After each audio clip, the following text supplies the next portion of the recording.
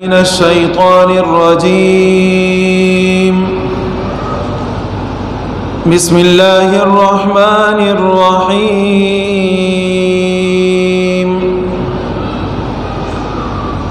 ألف لام ميم.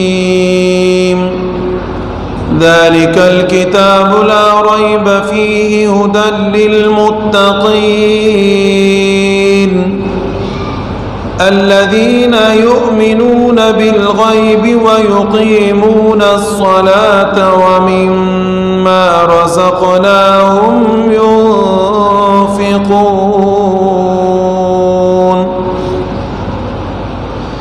الذين يؤمنون بالغيب، متقین وہ لوگ ہیں جو غیب پر ایمان رکھتے ہیں. وَيُقِيمُونَ الصَّلَاةَ، اور نماز کو درست کرتے ہیں. وَمِمَّا رَزَقْنَاهُمْ يُنفِقُونَ، اور جو ہم نے ان کو دیا اس میں خرچ کرتے ہیں. الَّذِينَ يُؤْمِنُونَ بِالْغَيْبِ، جو غیب پر ایمان لاتے ہیں. یہ متقین کی صفت ہے. متقی پرہیزگار کس کو کہا جاتا ہے؟ متقی پرہیزگار وہ ہوتا ہے کہ جو غیب پر ایمان لائے. ایمان بالغیب، ایمان کس چیز کا نام ہے؟ پہلے تو اس کو دیکھنا ہے. ایمان دو قسم پر سمجھا جاتا ہے. ایک تو صورتی ایمان ہے اور ایک حقیقتاً ایمان. صورتی ایمان یہ ہے کہ دل سے تصدیق کرنا، زبان سے اقرار کر لیا. اور حقیقتاً ایمان اس کو کہا جاتا ہے کہ آپ ایمان سے مطمئن رہیں. یہ جو دل کا اطمینان ہے اس کو کہتے ہیں حقیقت ایمان. عام طور پر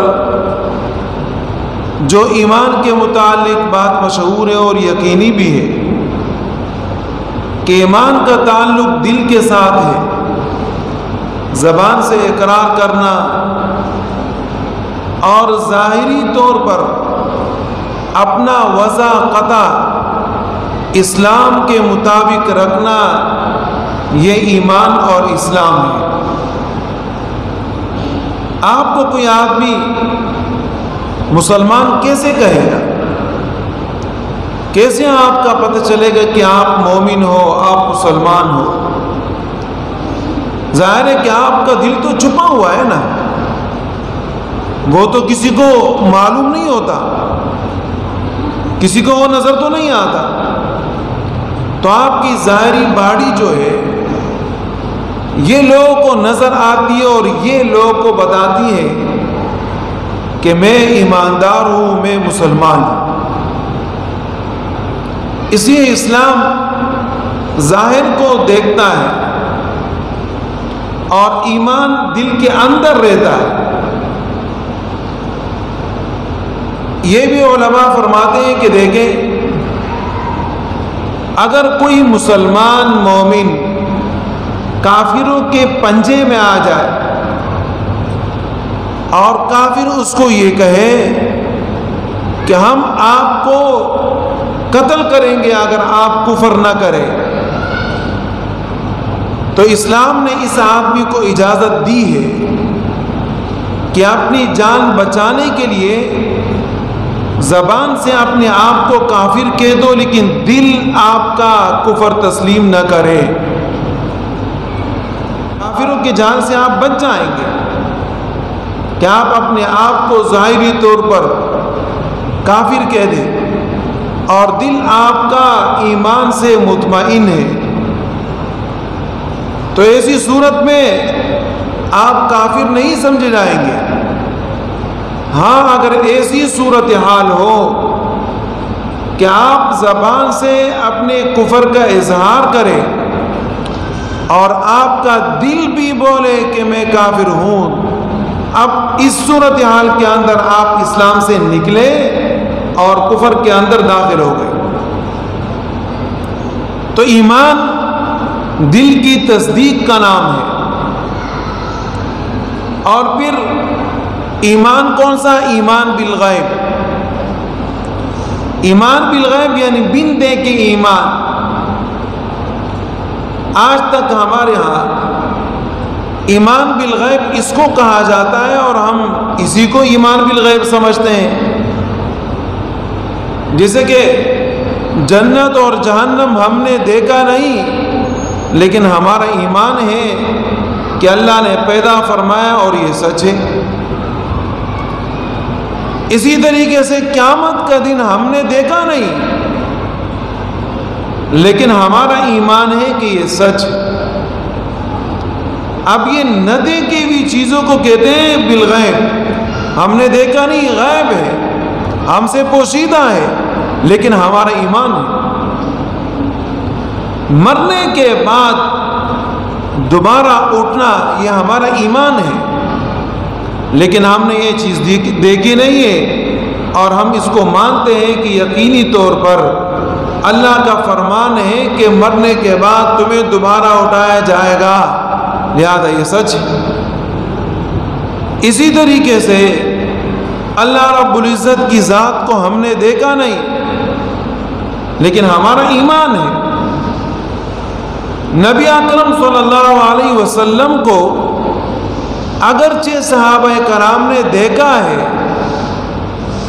لیکن آسمان سے حضرت جبریل علیہ السلام کا وحی لانا، نبی علیہ السلام سے ملاقات کرنا، یہ تو کسی نے نہیں دیکھا۔ لیکن نبی علیہ السلام نے فرمایا اب یہ غیب ہوا، اب اس غیب کے اوپر صحابہ کرام ایمان لے کر آئے، اور اسی کو کہتے ہیں تصدیق۔ اسی سے انسان بنتا ہے صدیق۔ حضرت ابوبکر صدیق رضی اللہ تعالی عنہ وہ شخصیت تھے کہ جیسے نبی علیہ السلام نے فرمایا میں اللہ کا نبی ہوں، اللہ کا رسول ہوں، تو حضرت ابوبکر صدیق رضی اللہ تعالی عنہ نے دوسری کوئی بات ہی نہیں کی، فوراً فرمایا بے شک آپ اللہ کے نبی ہو، آپ اللہ کے رسول ہو۔ ایک انسان کے کردار کو بھی دے کر آتا ہے نا، ایک انسان کی شخصیت کو بھی دے کر آتا ہے۔ یہ آدمی ہمارے درمیان پلا ہے، بڑا ہے، جوان ہوا ہے، اس آدمی کی زندگی کیسے گزری وہ سب کو پتہ ہے۔ آج تک اس آدمی نے جھوٹ نہیں بولا، اور آج کہہ رہا ہے کہ میں اللہ کا نبی ہوں، میں اللہ کا رسول ہوں۔ اسی حضرت ابوبکر صدیق رضی اللہ تعالی عنہ نے بغیر کسی تاخیر کے اور سوچ اور سمجھ کے فوراً کہہ دیا کہ آپ سچ فرماتے ہیں، آپ اللہ کے نبی اور رسول ہیں، صدیق مان گئے۔ اسی کو کہا جاتا ہے کہ نبی علیہ الصلاۃ والسلام کی بات پر لبیک کہنا۔ اور صحابہ کرام نے دنیا پر حکومت کیسے کی؟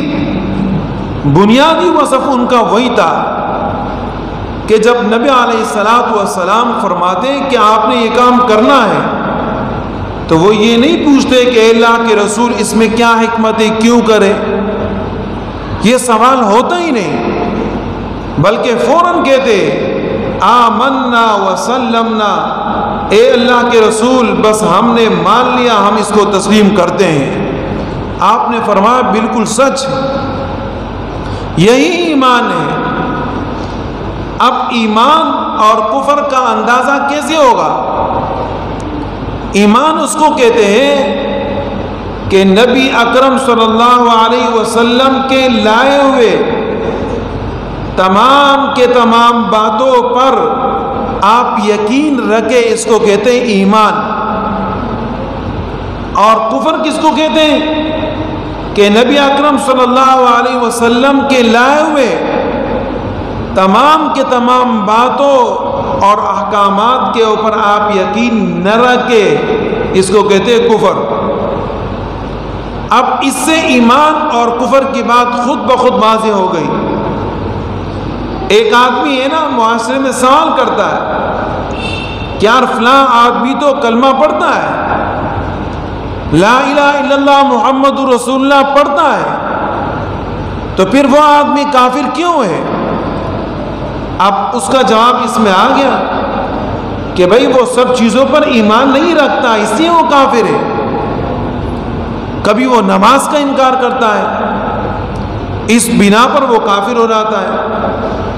کبھی وہ روزے کا انکار کرتا ہے، کبھی وہ یہ کہتا ہے کہ قرآن کریم مکمل نہیں ہے، قرآن کریم میں کمی ہوئی۔ کبھی وہ کہتا ہے کہ نبی علیہ السلام کی یہ بات میں مانتا ہوں اور یہ نہیں مانتا۔ اب دیکھیں کہ نبی علیہ السلام کی تمام باتیں نہیں مان رہا، ایک بات کا انکار کر رہا ہے۔ اب ایک بات کے انکار کرنے کی وجہ سے وہ آدمی اسلام سے خارج ہو جاتا ہے، اگرچہ وہ زبان سے پڑھتا ہے لا الہ الا اللہ محمد رسول اللہ، اس سے کوئی آدمی ایماندار نہیں بنتا۔ اس سے ایماندار بنتا ہے کہ تمام باتیں مانے۔ اللہ رب العزت کے ارشاد ہے افتؤمنون ببعض الکتاب وتکفرون ببعض، آیا کیا تم ایمان لاتے ہو بعض کتاب پر اور انکار کرتے ہو بعض کتاب کا؟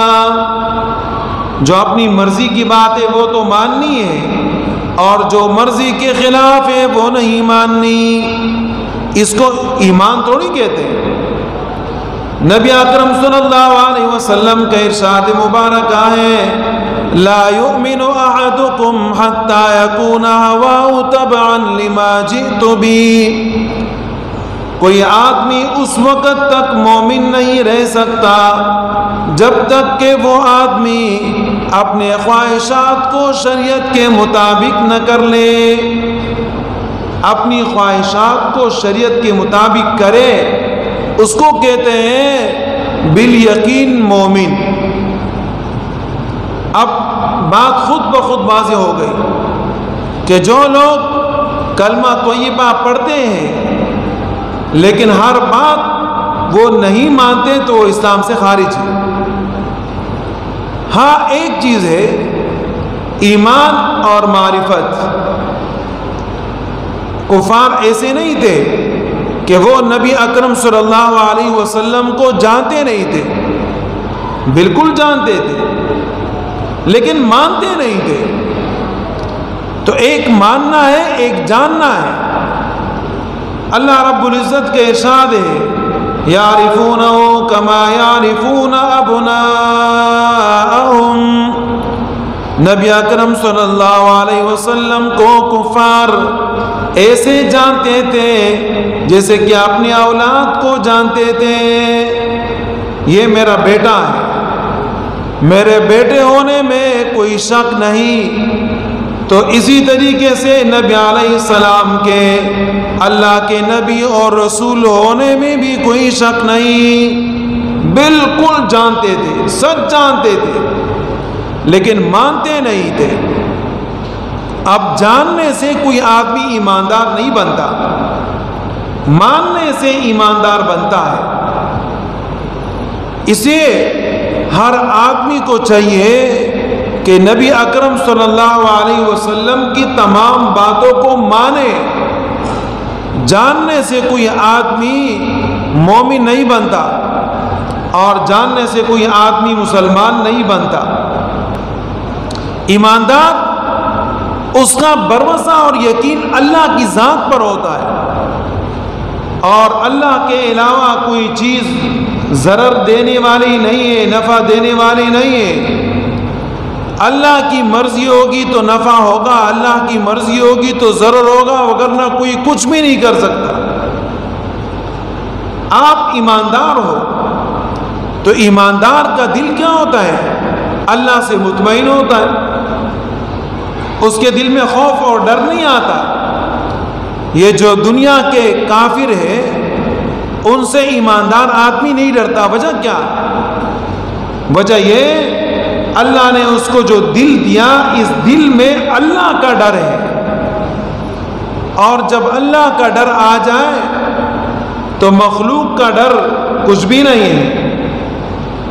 اور لوگ مخلوق سے اس لیے ڈرتے ہیں کہ اللہ کا ڈر ان کے دل میں نہیں ہے، یہ بنیادی وجہ۔ اللہ کا ڈر آپ کے دل میں آ جائے، مخلوق کچھ بھی نہیں ہے، لیکن اللہ کا ڈر ہمارے دل میں نہیں ہے، اس بنا پر ہم ایک آدمی سے بھی ڈرتے ہیں، خواب سے ڈرتے ہیں، جن سے ڈرتے ہیں، اس سے ڈرتے ہیں، تعویذ سے ڈرتے ہیں، فلاں سے ڈرتے ہیں، اس سے ڈرتے ہیں۔ وجہ کیا ہے؟ ہمارے دل میں اللہ کا ڈر نہیں، اللہ کا خوف نہیں۔ آپ کے دل میں اب ایمان ہے، آپ کو دنیا کی کوئی طاقت نہیں ہرا سکتی، لیکن جس کے دل میں ایمان نہیں ہوتا تو پھر یہ ہے کہ اس کو چھوٹی چھوٹی طاقتیں بھی خراب کر دیتی۔ متقین کی پہلی صفت کیا ہے؟ وہ یہ ہے الذین یؤمنون بالغیب، کہ جو ایمان لاتے ہیں غیب پر۔ ایک غیب ہے، ایک غائب ہے۔ غائب اس کو کہتے ہیں کہ نہ آپ دیکھیں اور نہ وہ آپ کو دیکھے، اس کو کہتے ہیں غائب۔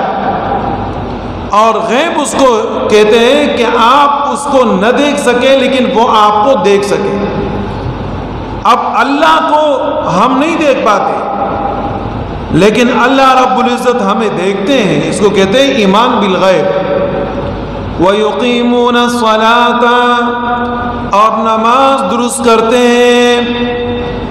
نماز ادا کرنا اور چیزیں، نماز کا درست کرنا اور چیزیں۔ نماز کا ادا کرنا تو یہ آپ نے وضو کیا، آئے نماز پہ کھڑے ہو گئے، رکوع کر لیا، سجدہ کر لیا، اور جو نماز میں پڑھنا تھا وہ آپ نے پڑھ لیا اور بات ختم ہو گئی۔ یہ نماز کا ادا کرنا، جان چھڑا لیا۔ نماز کا درست کرنا وہ یہ کہ آپ رکوع بھی پڑھیں، رکوع کی طریقے پر اطمینان کے ساتھ آپ کھڑے رہیں، جس کو قیام کہتے ہیں، اطمینان کے ساتھ آپ سجدہ کریں، اطمینان کے ساتھ۔ ہر ایک کام جو نماز کا ہے وہ آپ اطمینان کے ساتھ کریں، اس کو کہتے ہیں نماز کا درست کرنا۔ ایسے نہیں ہے کہ جناب مسجد میں آئے، نیت باندھ لی، رکوع اور سجدے کا پتہ نہیں، کھڑے ہو گئے اور سر زمین کے اوپر طوطے کی طرح رکھ دیا، پھر اٹھایا، پھر رکھ دیا، پھر اٹھایا، اور جناب دائیں بائیں طرف سلام پھیر کے چلے گئے۔ نماز میں نے پڑھ لی، نماز میں نے ادا کر لی۔ یہ نماز کی ادائیگی، نماز کا قائم کرنا، نماز کا درست کرنا نہیں ہے۔ نماز آپ اس طریقے سے درست کریں گے جیسے نبی علیہ السلام نے آپ کو طریقہ بتایا۔ ایک صحابی آئے اور مسجد نبوی میں نماز پڑھ لی۔ نبی اکرم صلی اللہ علیہ وسلم نے اس سے فرمایا کہ قم فصلی فإنک لم تصلی، آپ کھڑے ہو جائیے، نماز قائم کرے۔ آپ نے نماز قائم نہیں کی۔ وہ چلا گیا، اس نے پھر دوبارہ نماز پڑھ لی۔ پھر نبی اکرم صلی اللہ علیہ وسلم نے فرمایا قم فصلی فإنک لم تصلی، کھڑے ہو کے نماز قائم کر لو، آپ نے نماز قائم نہیں کی۔ اسی طریقے سے اس صحابی نے 3 مرتبہ اس طرح کیا۔ پھر نبی علیہ السلام نے فرمایا کہ میری نماز کیسے درست ہوگی؟